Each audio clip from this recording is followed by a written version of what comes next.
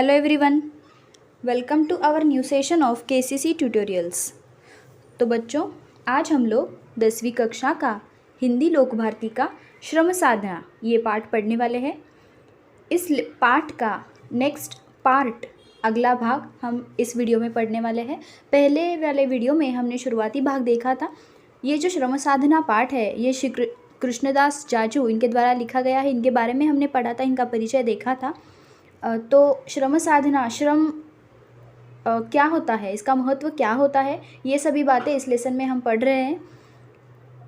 Video start करने से पहले आपको एक रिक्वेस्ट है कि आपको अगर हमारे वीडियोस अच्छे लगते हो, इसका फ़ायदा होता हो, तो इसे ज़्यादा से ज़्यादा लाइक, शेयर और कमेंट कीजिए और हमारे चैनल को सब्सक्राइब कीजिए। तो चलिए शुरू करते हैं हमारा इस पार्ट का नेक्स्ट भाग, नेक्स्ट पार्ट। हमने पिछले वाले वीडियो में देखा था कि गुलामी प्रथा, फिर राजा प्रथा कैसे, बादशाह की प्रथा कैसे बंद हुई, एक शाही हुक्म कैसे बंद हुआ, फिर संपत्ति के स्वामित्व के बारे में भी हमने पढ़ा था, फिर शरीर श्रम और बुद्धि श्रम, ये भी बातें हमने पिछले वाले वीडियो में सीखी थी। अभी आगे हम देख रहे हैं, देखिए क्या बता रहे हैं श्री कृष्णदास जी।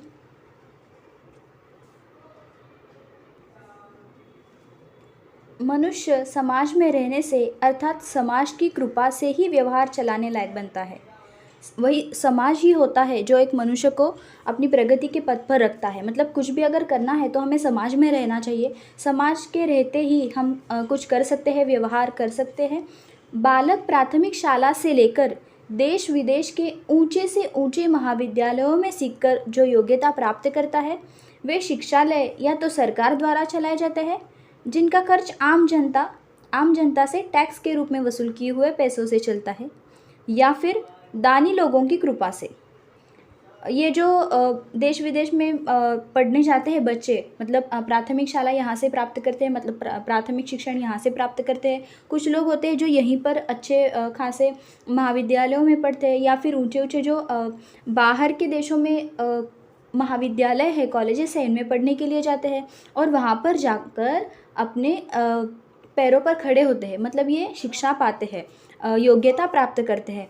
ये जो शिक्षालय सभी होते हैं ये किसके द्वारा चलाए जाते हैं? ये सरकार के द्वारा चलाए जाते हैं या फिर डोनर्स के द्वारा चलाए जाते हैं। मतलब जो पैसे लोग देते हैं ना, दान करते हैं, इनके तहत ये महाविद्यालय चलाए जाते हैं। जो सरकार के द्वारा चलाए जाते हैं इनका खर्च आम जनता से टैक्स के रूप में वसूल किया जाता है। जो कुछ पढ़ने की फ़ीस दी जाती है इन कॉलेजेस में, वह तो खर्च के हिसाब से नगण्य है। मतलब ये सभी महाविद्यालय, कॉलेजेस चलाने के लिए बहुत सारा, ढेर सारा खर्चा आता है। बच्चों से जो फ़ीस दी जाती है ये बहुत ही कम है, इसके मामले में ये बहुत ही कम होती है।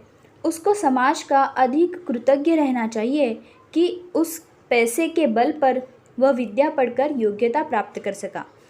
अगर किसी इंसान, अगर कोई विद्यार्थी है तो उसे कृतज्ञ रहना चाहिए कि इतने पैसे में ही हमने इतनी अच्छी शिक्षा हासिल की है। क्योंकि ये सब चलाना, मतलब यूनिवर्सिटी, कॉलेजेस, ये सभी बातें चलाना, महाविद्यालय, तो इनको बहुत सारा खर्चा आता है। और जो फीस बच्चों से ली जाती है, स्टूडेंट से ली जाती है, वो इसके मुकाबले कम होती है, नगण्य होती है। नगण्य मतलब कम होती है, बहुत ही कम होती है।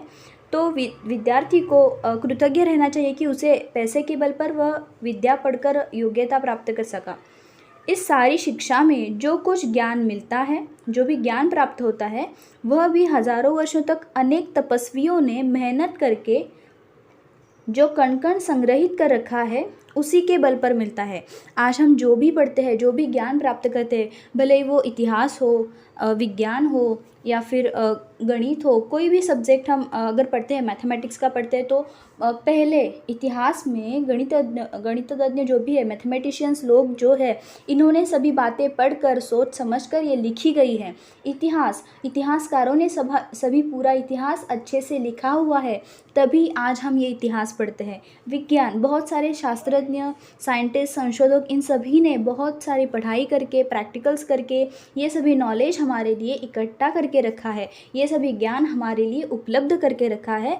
तभी तो हम सब ये पढ़ सकते हैं, मतलब इन्होंने ये जो संग्रहित कर रखा है ज्ञान, वही तो आज हम पढ़ रहे हैं। भले ही वो साइंस हो, हिस्ट्री हो, ज्योग्राफी हो, मैथ्स हो, जो भी आज हम पढ़ते हैं ये उन्हीं की देन है, जो अनेक वर्षों से ये लोग करते आ रहे हैं, मतलब इकट्ठा ज्ञान इकट्ठा करते आ रहे हैं, दूसरों को बांटते आ रहे हैं। इसी के कारण हम आज पढ़ सकते हैं। व्यापारी और उद्योगपति भी व्यापार की कला विद्यालयों से, अपने साथियों से एवं समाज से प्राप्त करते हैं। जो व्यापारी होते हैं, ये तो बुद्धिजीवियों की बात हो गई कि ज्ञान प्राप्त करते हैं। अभी व्यापारी जो लोग होते हैं, उद्योगपति व्यापारी, ये भी इन्होंने इन्होंने कहाँ से सीखा होता है व्यापार करना, व्यवहार करना, कैसे बिजनेस किया जा सकता है, बिजनेस स्किल्स क्या है। इन्होंने भी ये किसी स्कूल से नहीं सीखा होता है, ये एक्सपीरियंस से आता है, अपने दोस्तों से, विद्यालयों से तो प्राप्त होता ही है।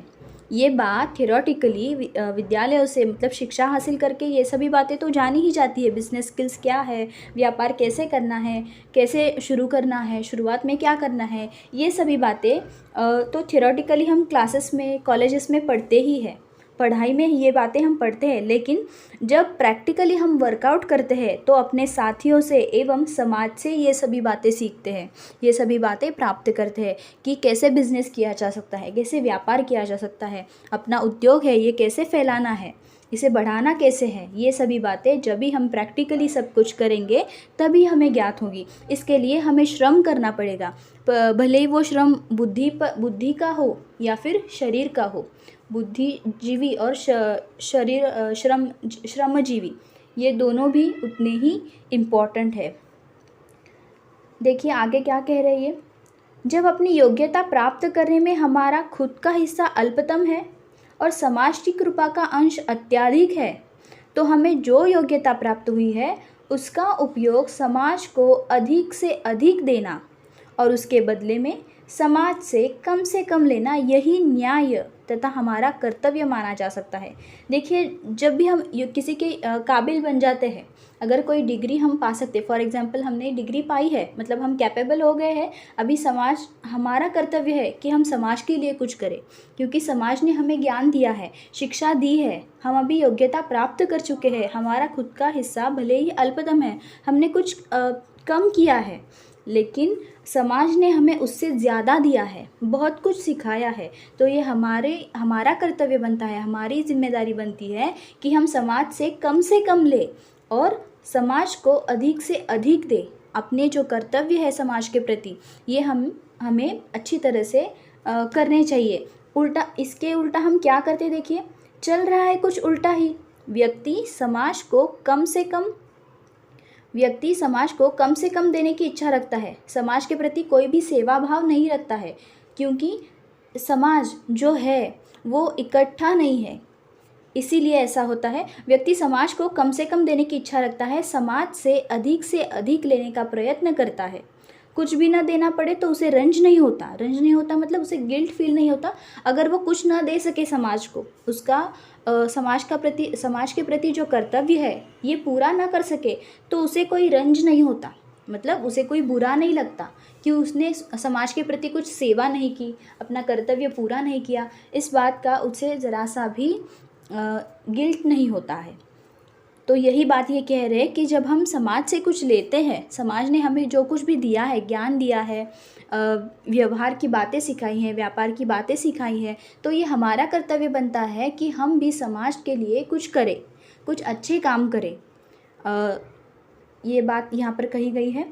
यह गंभीर बुनियादी सवाल है कि क्या बुद्धि का उपयोग विषम व्यवस्था को कायम रखकर पैसे कमाने के लिए करना उचित है। मतलब हमारी जो बुद्धि है इसका उपयोग विषम व्यवस्था को कायम रखकर, विषम व्यवस्था मतलब जो गलत है, इस व्यवस्था को कायम रखकर पैसे कमाना उचित है, क्या ये सही है। यह तो साफ दिखता है कि आर्थिक विषमता का एक मुख्य कारण बुद्धि का ऐसा उपयोग ही है। अगर हम हमारी बुद्धि, हमारा जो स्किल है, ये गलत कामों में लगाते हैं, विषम काम के लिए लगाते हैं, विषम व्यवस्था में लगाते हैं, तो ये बिल्कुल गलत बात है। इसी के कारण आर्थिक विषमता फैलती जाती है। शोषण भी प्राय उसी से होता है।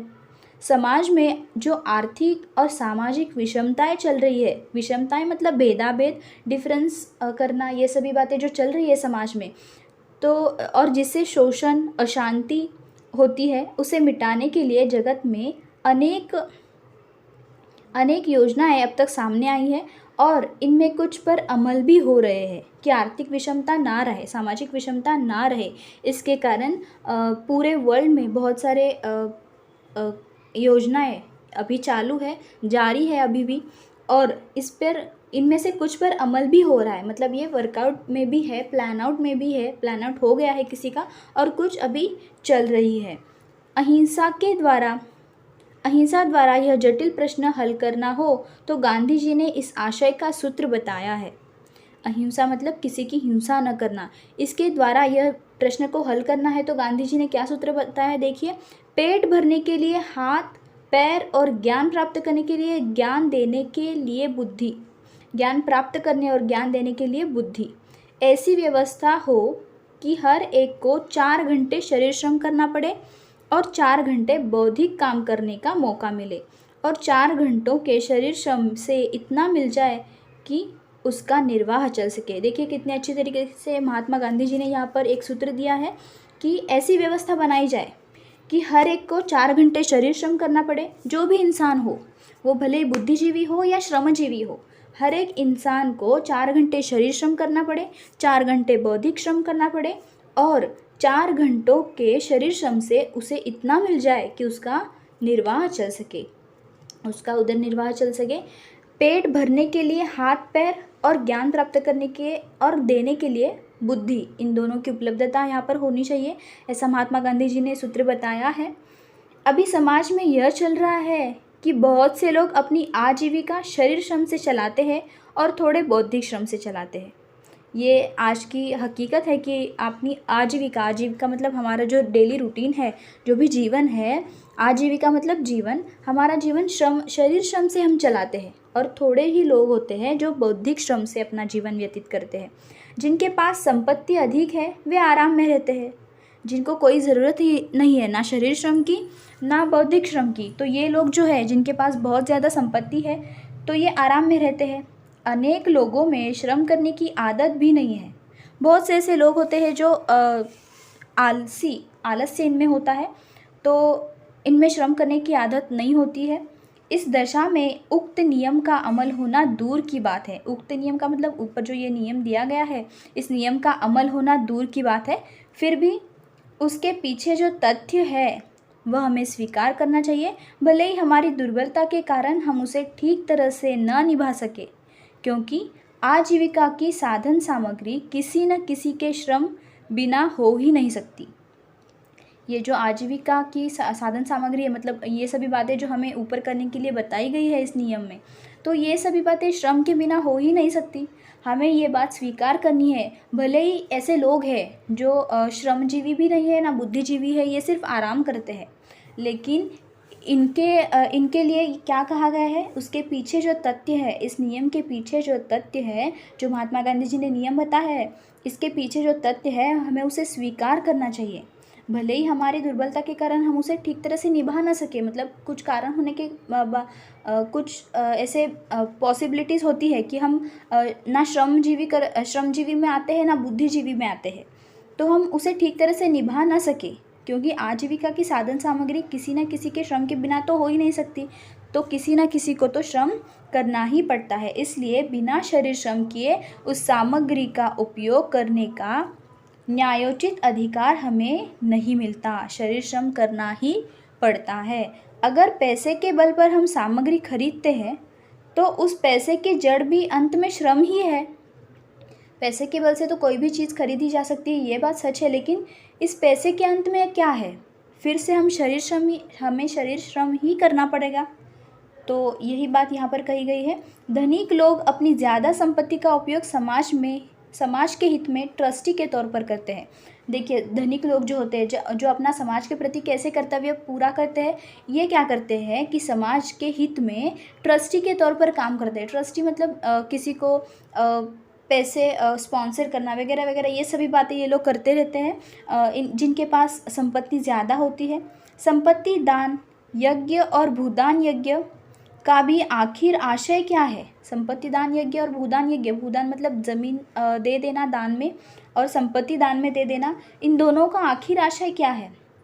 अपने पास आवश्यकता से जो कुछ अधिक है उस पर हम अपना अधिकार न समझकर उसका उपयोग दूसरों के लिए करें। ये बात बहुत ही इम्पॉर्टेंट है, जितनी हमें आवश्यकता है उसी में हम संतुष्ट रहें, और हमारे पास जो भी एक्स्ट्रा है, अधिक है, हमारी ज़रूरतों से ज़्यादा अधिक है, वो हमें समाज के हित में इसका उपयोग करना चाहिए। समाज के प्रति हमारा कर्तव्य पूरा करना चाहिए। समाज में ऐसे कई लोग होते हैं, कई ऐसे लोग होते हैं जिनको इन सभी चीज़ों की ज़रूरत होती है, ऐसी सामग्री की ज़रूरत होती है जो हमारे पास है। तो हमारे पास आवश्यकता से जो कुछ भी अधिक है उस पर हमें अपना अधिकार नहीं समझना है कि ये सिर्फ़ मेरा है, ये ना कहते हुए हमें इन अधिक वस्तुओं का हमें क्या करना चाहिए, दान करना चाहिए, दूसरों के लिए इसका उपयोग करना चाहिए। यह भी बहस चलती है कि धनिकों के दान से सामाजिक उपयोग के अनेक बड़े बड़े कार्य होते हैं, जैसे कि अस्पताल, विद्यालय आदि। मतलब धनिक लोग जो दान देते हैं तो इनसे क्या किया जाता है, अस्पताल बांधे जाते हैं, विद्यालय में कुछ बांधा जाता है, या फिर उसके रिनोवेशन वगैरह, मेंटेनेंस, बहुत सारी बातें होती है जो की जाती है इनके दान से। तो अगर व्यक्तियों के पास संपत्ति इकट्ठी न हो तो समाज को ये लाभ कैसे मिलेंगे। ये बात भी सही है कि अगर ये जो धनिक लोग होते हैं जिनके पास बहुत सारे पैसे हैं, इनके पास संपत्ति अगर इकट्ठी नहीं हो तो समाज को दान कौन करेगा, समाज के हित के बारे में सोचेगा कौन। अगर हर इंसान ऐसे ही गरीब या फिर संपत्ति अपने पास ना रखे तो समाज के प्रति अपना कर्तव्य कोई कैसे पूरा कर सकता है, समाज को ये लाभ कैसे मिलेंगे। दान के लाभ जो है, धनिकों से जो दान प्राप्त होता है, अस्पतालों को, विद्यालयों को, और भी कई चीज़ें होती है जहाँ पर ये दान दिया जाता है, डोनेशन किया जाता है। तो संपत्ति अगर धनिकों के पास नहीं है तो ये कहाँ से दान करेंगे। वास्तव में जब संपत्ति थोड़े से ही हाथों में बंदी न रहकर समाज में फैली रहेगी तो सहकार पद्धति से बड़े पैमाने पर ऐसे काम आसानी से चलने लगेंगे। मतलब अगर ये संपत्ति सभी के हाथों में जाती है, इकट्ठी न होकर ये सभी के हाथों में जब जाती है तो सहकार पद्धति अमल आएगी। सहकार पद्धति मतलब क्या, सब एक साथ एक समान जैसे हो जाएंगे, और ऐसे बड़े पैमाने पर ऐसे ये जो काम है दान के, डोनेशन के, ये काम आसानी से चलने लगेंगे, और उनका लाभ लेने वाले याचक या दीन की तरह नहीं, सम्मानपूर्वक लाभ उठाएंगे। ऐसे लोग थोड़े ही बचे होंगे, क्योंकि संपत्ति जो है वो इकट्ठी न होकर अभी पूरे समाज में बट गई है, सभी को समान सभी बातें, सभी चीज़ें मिली हुई है। तो ये जो याचक होते हैं जो दान लेते हैं, याचक मतलब क्या, लेने वाले, या दीन मतलब गरीब जनता, इंसान, आम इंसान। तो ये जो लोग होते हैं ये सम्मानपूर्वक इसका लाभ उठाएंगे। अर्थशास्त्री कहते हैं कि उत्पादन की प्रेरणा के लिए व्यक्ति को स्वार्थ के लिए अवसर देने होंगे, वरना देश में उत्पादन और संपत्ति नहीं बढ़ सकेगी, बचत भी नहीं होगी। अर्थशास्त्री मतलब इकोनॉमिस्ट क्या कहते हैं, देखिए, उत्पादन की प्रेरणा अगर हमें बनानी है तो इसके लिए व्यक्ति को स्वार्थ के लिए अवसर देने होंगे, मतलब हमारे देश के लिए कुछ करना है, वरना देश में उत्पादन और संपत्ति नहीं बढ़ सकेगी। ना उत्पादन बढ़ेगा, उत्पादन नहीं बढ़ा तो संपत्ति भी नहीं बढ़ेगी और बचत भी नहीं होगी।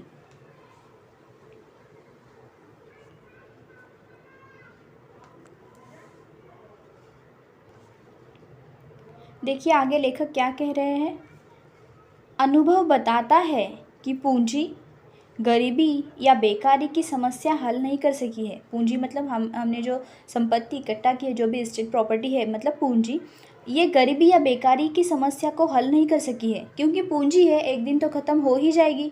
अगर हम कुछ ऐसा करते हैं, बिज़नेस शुरू करते हैं या फिर कुछ व्यवहार की बातें, उत्पादन शुरू करते हैं, तो ऐसे कामों में लोग काम करने लगेंगे, और जब काम करने लगेंगे तो ये पूंजी न रहकर ये एक इन्वेस्टमेंट बन जाएगी, और आगे जाकर ये लोगों को हमेशा पूंजी बनाती देगी, मतलब इन्वेस्टमेंट हो जाएगी। ये जो पूंजी है अगर गरीबों में हमने बांट दी तो ये गरीबी या बेकारी की समस्या हल नहीं कर सकती है, क्योंकि ये पूंजी है, एक ना एक दिन तो ख़त्म ही हो जाएगी।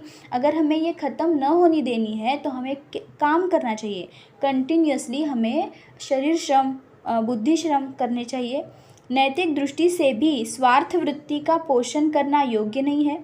स्वार्थ वृत्ति मतलब खुद के बारे में सोचना, ये योग्य नहीं है। बहुत करके स्वार्थ का अर्थ होता है परार्थ। स्वार्थ क्या क्या क्या अर्थ होता है, परार्थ की हानि। बहुत करके स्वार्थ का अर्थ होता है परार्थ की हानि। परार्थ मतलब दूसरों के लिए करना, दूसरों के प्रति काम करना, इसकी हानि मतलब स्वार्थ। उसी में से स्पर्धा बढ़ती है, कंपटीशन बढ़ती जाती है, जिसके फलस्वरूप कुछ थोड़े से लोग ही लाभ उठा सकते हैं, बहुसंख्यकों को तो हानि ही पहुंचती है। जब कंपटीशन बढ़ती जाती है तो थोड़े से ही लोग इन सभी बातों का लाभ उठा सकते हैं, और बहुत सारे लोगों को इसकी हानि ही प्राप्त होती है। मानवोचित सहयोग की जगह जंगल का कानून या मत्स्य न्याय चलता है। आखिर यह देखना है कि समाज का कल्याण किस वृत्ति से होगा, कब समाज सुधरेगा, मतलब समाज का कल्याण कब होगा, किस वृत्ति से होगा। अगर समाज में स्वार्थ वृत्ति के लोग अधिक हो तो क्या कल्याण की आशा रखी जा सकती है। अगर हर कोई इंसान सिर्फ खुद के बारे में सोचने लगे समाज में रहते हुए भी, तो क्या समाज का कल्याण होगा, समाज के कल्याण की आशा की जा सकती है। Is there are any hopes to develop our social world. समाज तो परोपकार वृत्ति के बल पर ही ऊंचा उठ सकता है। परोपकार वृत्ति मतलब दूसरों के प्रति कुछ करना, दूसरों के लिए करना। परोपकारी होना मतलब दूसरों के लिए अच्छे काम करना। इस वृत्ति के बल पर ही समाज ऊंचा उठ सकता है, मतलब समाज में सुधारणाएं हो सकती है। संपत्ति बढ़ाने के लिए स्वार्थ का आधार दोषपूर्ण है। स्वार्थ का आधार ही दोषपूर्ण है, मतलब खुद के लिए संपत्ति नहीं इकट्ठा करनी है, हमें अच्छे कामों के लिए संपत्ति इकट्ठा करनी है। इस संबंध में कुछ भाई अमेरिका का उदाहरण पेश करते हैं। देखिए, कहते हैं कि जिनके पास संपत्ति इकट्ठी हुई है उन पर कर लगाकर कल्याणकारी राज्य की स्थापना की जाए। उसी आधार पर भारत को कल्याणकारी वेलफेयर राज्य बनाने की बात चली है। देखिए क्या कह रहे हैं, अमेरिका का ये उदाहरण बता रहे हैं कि जिनके पास संपत्ति जो है ये इकट्ठी हुई है, मतलब बहुत सारी संपत्ति, स्टेट प्रॉपर्टी कलेक्ट हुई है, तो इस पर टैक्स लगाना है, और इस पर टैक्स लगाकर जो भी कल्याणकारी राज्य होता है, मतलब अच्छा सा राज्य, इसकी स्थापना की जाए उनके तहत। उसी के आधार पर भारत को कल्याणकारी राज्य बनाने की बात चली है। कल्याणकारी राज्य का अर्थ यह समझा जाता है कि सब तरह के दुर्बलों को राज्य सत्ता द्वारा मदद मिले, अर्थात बड़े पैमाने पर कर वसूल करके उससे गरीबों को सहारा दिया जाए। समाज के जो दुर्बल घटक होते हैं, गरीब लोग होते हैं, गरीब जनता जो होती है, इनको मदद करने के लिए, इनको सहारा देने के लिए ये सभी जो बातें हैं, मतलब वेलफेयर राज्य बनाने की बात जो चली है, ये इसी के लिए है। भारत जैसे देश में क्या इस बात का बन पाना संभव है। प्राथमिक आवश्यकताओं के बारे में मनुष्य अपने पैरों पर खड़े रहने के लायक हुए बिना स्वतंत्र नहीं रह सकता। किसी न किसी प्रकार उसे पराधीन रहना होगा। पराधीन मतलब डिपेंडेंट रहना होगा। अगर प्राथमिक आवश्यकता अगर मनुष्य पूरा नहीं कर सकता, तो ये अभी भी अपने पैरों पर खड़ा नहीं हुआ है, मतलब इसके लायक अभी भी ये नहीं बना हुआ है। उसे किसी न किसी प्रकार पर लोगों पर पराधीन होना पड़ता है, मतलब डिपेंड रहना पड़ता है। हमारी सामाजिक विचारधारा में एक बड़ा भारी दोष है। हमारी सामाजिक विचारधारा में मतलब हमारे समाज जो भी विचार करता है, इसमें एक बड़ा भारी दोष है। देखिए ये क्या है, हम शरीर श्रम करना नहीं चाहते, वरना उससे हीन दृष्टि से देखते हैं, और जिनको शरीर श्रम करना पड़ता है उन्हें समाज में हीन दर्जे का मानते हैं, जो बहुत गलत बात है। जो भी शरीर श्रम करते हैं वो उच्चतम होते हैं।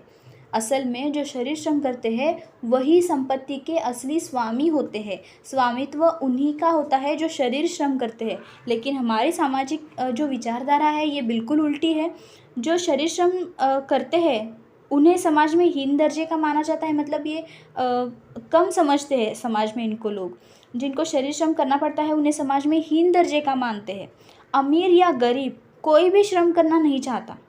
धनिक अपने पैसे के बल से नौकरों द्वारा अपना काम चला लेता है, क्योंकि उसके पास नौकर है, ये धनिक है, मतलब उसके पास बहुत सारे पैसे, बहुत सारे नौकर हैं, तो इन नौकरों से ये काम करवाता रहता है। गरीब भूख की लाचारी से श्रम करता है, क्योंकि उसे करना ही पड़ता है, भूख है तो इसे मिटाने के लिए उसे काम करना पड़ता है। हमें यह वृत्ति बदलनी चाहिए। हमें श्रमजीवियों को ज़्यादा महत्व देना चाहिए। शरीर श्रम जो करते हैं उन्हें ज़्यादा महत्व देना चाहिए बुद्धिजीवियों से। शरीर श्रम की केवल प्रतिष्ठा स्थापित कर संतोष नहीं मानना है, उसके लिए हमारे दिल में प्रीति होनी चाहिए। प्रीति होनी चाहिए मतलब आस होनी चाहिए इसकी। आज श्रमिक भी कर्तव्यपरायण नहीं रहा। कर्तव्यपरायण मतलब अपने काम के प्रति डेडिकेटेड नहीं रहा, डेडिकेटेड टू आवर वर्क ऐसे नहीं रहा। श्रम की प्रतिष्ठा बढ़ाना उसी के हाथ में है। अगर ये श्रमजीवी, शरीर श्रम करने वाला इंसान अगर मन से काम करता है, डेडिकेटेडली काम करता है, मतलब डेडिकेशन से काम करता है, तो ही कुछ हो सकता है। जिस श्रम में समाज को जिंदा रखने की क्षमता है, उस श्रम का सही मूल्य अगर श्रमिक जान लेगा कि अब हम जो श्रम कर रहे हैं उसका मूल्य कितना है, ये जिस दिन उस श्रमिक को पता चलेगा, तो देश में आर्थिक क्रांति होने में देर नहीं लगेगी। जिस दिन उस श्रमिक को ये बात समझ में आई कि श्रम में समाज को ज़िंदा रखने की क्षमता है, क्योंकि श्रम करने से ही संपत्ति बनाई जाती है। ये बात हमने सीखी है, इस लेसन में हमने ये बात सीखी है, श्रम करने से ही संपत्ति बनाई जाती है। संपत्ति बनाने के लिए शरीर श्रम करना ही पड़ता है। तो श्रमिक को ये जानना पड़ेगा कि जिस श्रम में समाज को ज़िंदा रखने की क्षमता है, उसी श्रम का मूल्य बहुत ज़्यादा होता है। तो ऐसा होने पर देश में आर्थिक क्रांति होने में देर नहीं लगेगी। गांधी जी ने श्रम और श्रमिक की प्रतिष्ठा स्थापित करने के लिए ही रचनात्मक कार्यों को लोक चेतना का माध्यम बनाया। लोक चेतना का मतलब लोगों को जागरूक करने के लिए इन्होंने कार्यक्रम बनाया। उनकी मान्यता अनुसार हर एक को नित्य उत्पादक श्रम करना ही चाहिए। नित्य मतलब हमेशा उत्पादक श्रम करना चाहिए। यह उन्होंने श्रम और श्रमिक की प्रतिष्ठा कायम रखने के लिए किया था। अब कुछ समय से जगत के सामने दया की जगह समता का विचार आया है। अब जगत क्या सोच रहा है, देखिए, समता मतलब समानता, इक्वालिटी का विचार आया है। यह विषमता कैसे दूर हो। समाज में ये जो विषमता फैली हुई है, ऊंच नीच, गरीब अमीर, ये सभी बातें जो समाज में फैली हुई है, शिक्षित अशिक्षित, श्रमजीवी बुद्धिजीवी, ये सभी विषमता कैसे दूर हो सकती है। कहीं कहीं लोगों ने हिंसा का मार्ग ग्रहण किया, उसमें अनेक बुराइयां निकली जो अब तक दूर ही ना हो सकी है। विषमता दूर करने में कानून भी कुछ मदद देता है, परंतु कानून से मानवोचित गुणों का, सद्भावना का विकास नहीं हो सकता। मतलब कानून जो मदद करता है, इससे मानवों के रूप में कोई बदल नहीं होता, मानवों के गुणों में, मनुष्य के गुणों में कुछ बदल नहीं होता। ये अगर बदल हमें करना है, बुराइयां निकालनी है, तो हमें ही कुछ करना पड़ेगा। कानून से मानवोचित गुणों का, सद्भावना का विकास नहीं हो सकता। महात्मा जी ने हमें जो अहिंसा की विचारधारा दी है, उसके प्रभाव का कुछ अनुभव भी हम कर चुके हैं। मतलब अहिंसा का अनुभव हमने लिया है। भारत की परंपरा का ख्याल करते हुए यह संभव दिखता है कि विषमता का प्रश्न बहुत कुछ हद तक अहिंसा के इस मार्ग से हल हो सकना संभव है। अहिंसा से हम आगे बढ़ सकते हैं। ये जो विषमता की दरी समाज में फैली हुई है, इसे हम मिटा सकते हैं अहिंसा करके। इसमें धनिकों से पूरा सहयोग मिलना चाहिए। जो भी धनिक समाज में है, इनको ये बात समझ में आनी चाहिए कि हमें समाज के प्रति कुछ करना है। जो नीचे के लोग हैं, नीचे दबे हुए जो लोग हैं, गरीबी और आर्थिक परिस्थितियों के कारण जो नीचे लोग हैं, इन्हें ऊपर उठाना चाहिए, तभी हमारा समाज समान हो जाएगा, इक्वालिटी हो जाएगी। तो ये बात किसके ध्यान में आनी चाहिए, धनिकों के ध्यान में आनी चाहिए, और इनसे पूरा सहयोग मिलना चाहिए। जैसे राजनीतिक स्वराज्य का प्रश्न काफ़ी हद तक अहिंसा के मार्ग से सुलझा है। राजनीतिक स्वराज्य का प्रश्न काफ़ी हद तक अहिंसा से सुलझा है, मतलब अहिंसा अभी चलती है, कोई भी हिंसा करता नहीं है पहले जितनी। तो वैसे ही आर्थिक और सामाजिक समता का प्रश्न भी भारत में अहिंसा के मार्ग से ही सुलझेगा। ऐसी हम श्रद्धा रखें, ऐसे हम होप्स रखें कि अहिंसा के मार्ग से तो ये आर्थिक और सामाजिक विषमता जो समाज में फैली हुई है, ये दूर होकर सभी तरफ समता फैल जाए, सभी लोग समान हो, एक समान हो, समाज इकट्ठा हो।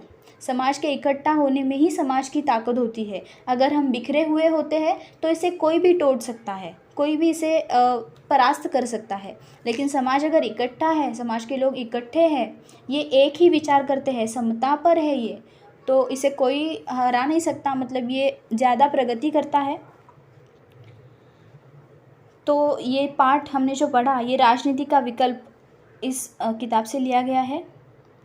बहुत अच्छी तरीके से इन्होंने श्रम साधना का महत्व इस निबंध के स्वरूप में लेखन जो किया है, ये बहुत अच्छी तरीके से इन्होंने यहाँ पर समझाया है। इसके कुछ शब्दार्थ देखेंगे। तत्ववेत्ता मतलब तत्वज्ञ, हुकूमत मतलब शासन, दफ़ा मतलब बार मर्तबा, मुहावरा देखिए, गुजर बसर होना मतलब आजीविका चलना। तो इस तरह से ये पाठ यहाँ पर ख़त्म होता है। आपको अगर ये वीडियो अच्छा लगा हो तो इसे ज़्यादा से ज़्यादा लाइक, शेयर और कमेंट कीजिए और हमारे चैनल को सब्सक्राइब कीजिए। And thank you for watching our videos. Good bye.